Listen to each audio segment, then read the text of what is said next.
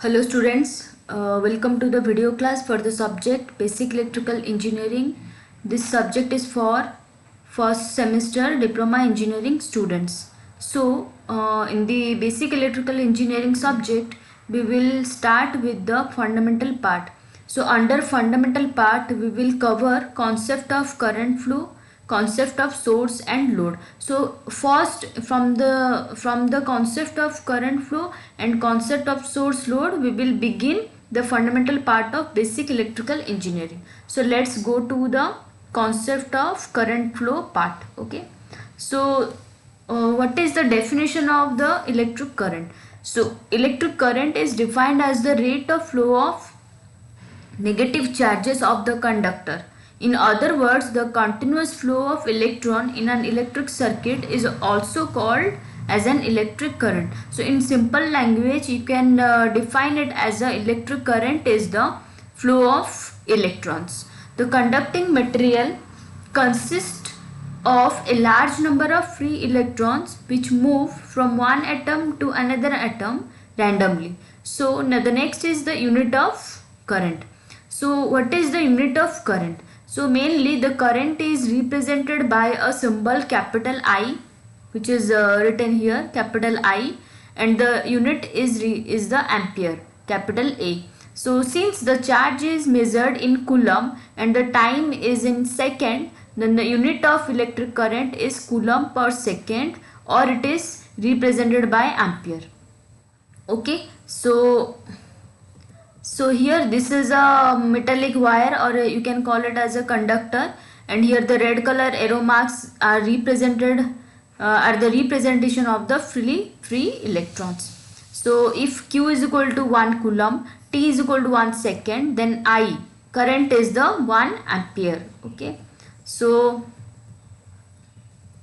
a wire is said to carry a current of 1 ampere when charge flow through it at the rate of 1 coulomb per second. This is the, so the mathematical representation is the I is equal to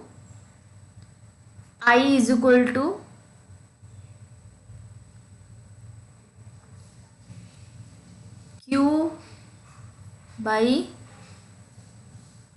T, and the unit is coulomb per second, or the unit you can call it as ampere. This is one unit, this is the alternative unit. Okay, so the main unit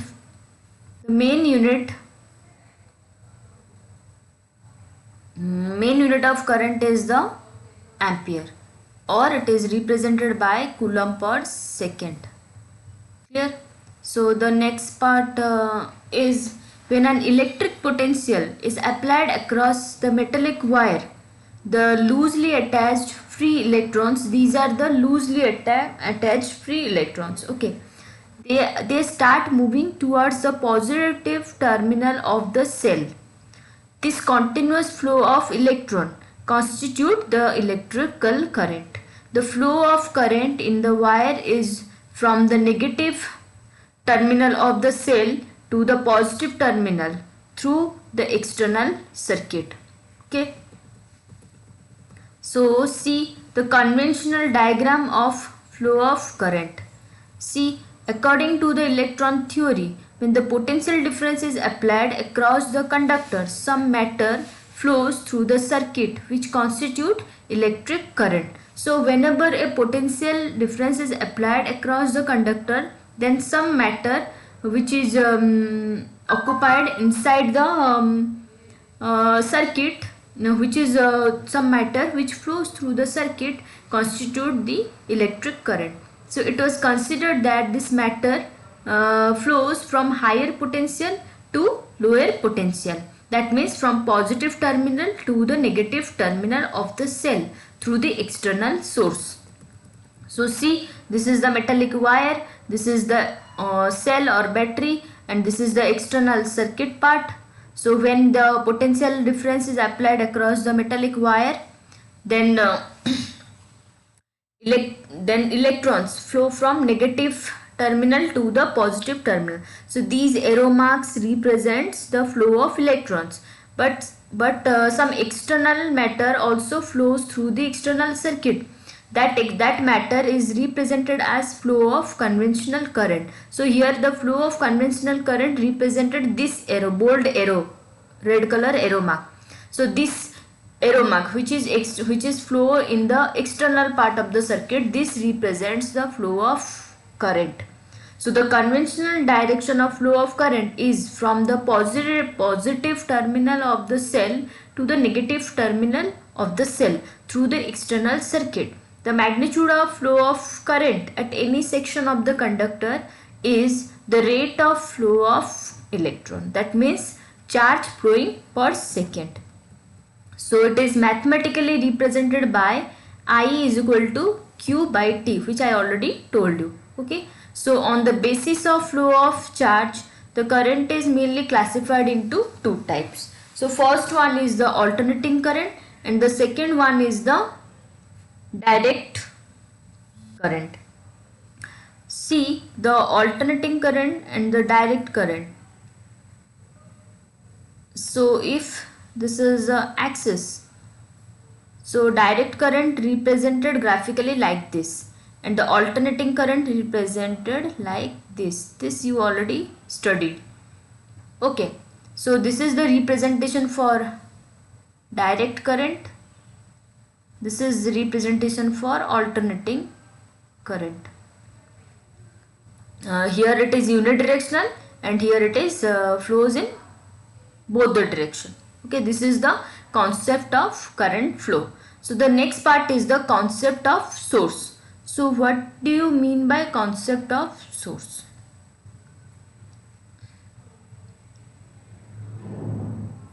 See, concept of source and load. So in this part we will first study the concept of source. So before going to the concept of source part, let's understand about the electric potential. Okay, electric potential represents degree of electrification of a body. It determines the direction of flow of charge between two charged bodies placed in contact with each other. That means the charge always flow from a body at higher potential to a body at lower potential. The flow of charge stops as soon as the potential of these two bodies become equal. So electric potential represents what? It represents the degree of electrification of a body. So it determines the direction of flow of charge between two charged body. So direction of flow of charge, what it represents? That means the charge is always flow from higher potential to lower potential. So when these two charges are become equal, then the charge stops. Okay. So electric potential in any point in the electric field is defined as the amount of work done in moving a unit positive charge from infinity to that point against the electric force along any path.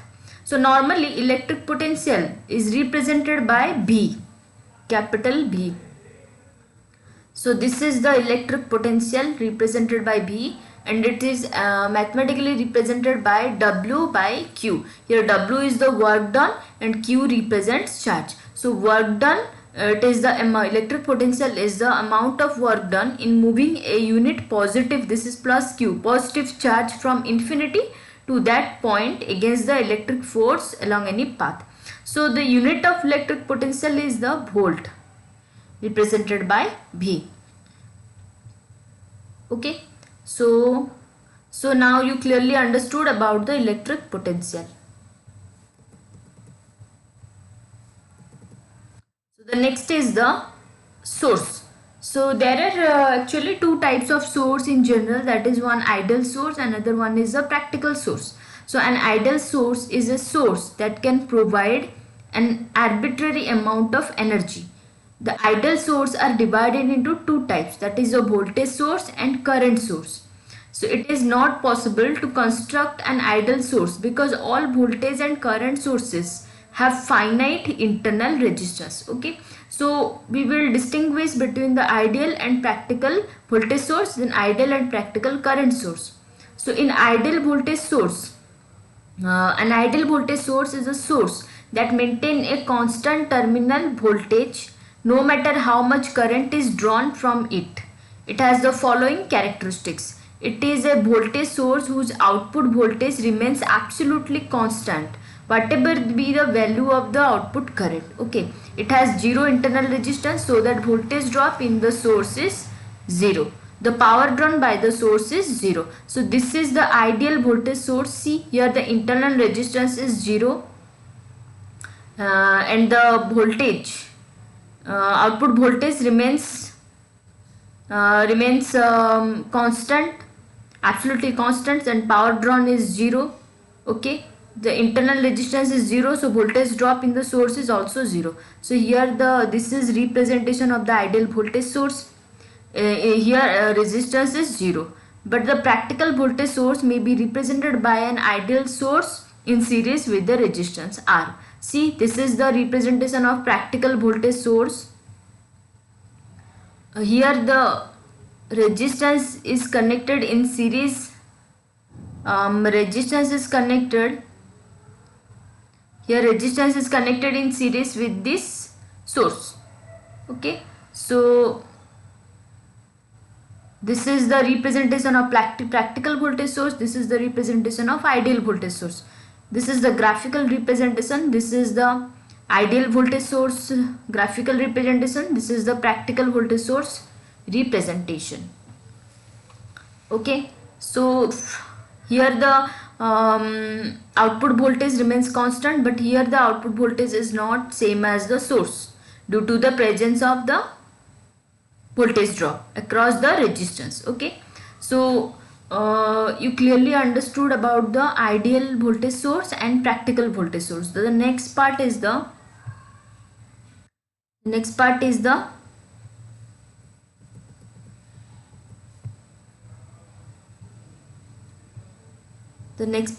ideal and practical current source. So in ideal current source is a source that will supply the same current to any resistance connected across its terminal. The current supplied by the current source is independent of the voltage at the source terminal. Okay, so it has the following characteristics. It produces constant current irrespective of the value of voltage across it. See, in the ideal voltage source, the value of source voltage and the terminal voltage both are same. That means the voltage is constant. But in case of ideal current source, here the current is constant and it has finite resistance. It is capable of supplying infinite power. In the ideal voltage source, power drawn is 0, but in ideal current source, it is capable of supplying infinite power. This is the ideal current source. Here the resistance is infinite. Infinite resistance is there. But in practical current source, see here, this is the current source and here one resistance is connected in parallel with this source. This is the practical current source representation, and these are the graphical representation for current source, ideal and practical current source. This is for ideal current source, this is for practical current source. Okay, so now you clearly define the ideal and practical current sources and ideal and practical voltage sources. Clear? So the next part is the sources. Actually the sources you studied about the two types of sources, that is the voltage source and current source. These voltage source and current source are maybe ideal, maybe practical. But another type of classification of sources are independent source and dependent source. The previous one was the independent sources, independent current source, independent voltage source. But here we study the dependent source. This is the controlled source. If the magnitude of voltage or current source depends on another branch voltage and current, then it is called dependent source. It may be dependent current source, it may be dependent voltage source. So the possible four possible dependent or control sources are there. That one is voltage control voltage source, current control voltage source, then voltage control current source, then current control current source. These are the representation. This is voltage control voltage source, this is current control voltage source, okay, this is voltage control current source, this is current control current source. Current source are represented by arrow mark. Here is also arrow mark. But the voltage controlled the current source are represented by arrow mark, but the voltage sources are represented by this plus minus symbol. Okay, so these are all about the different types of sources. And then there is mentioned the loads. There are different types of loads are there. Mainly we are studied about the resistive load, inductive load, capacitive load. The detailed explanation for the resistive load, inductive load, capacitive load we will study in the next class. Okay, thank you.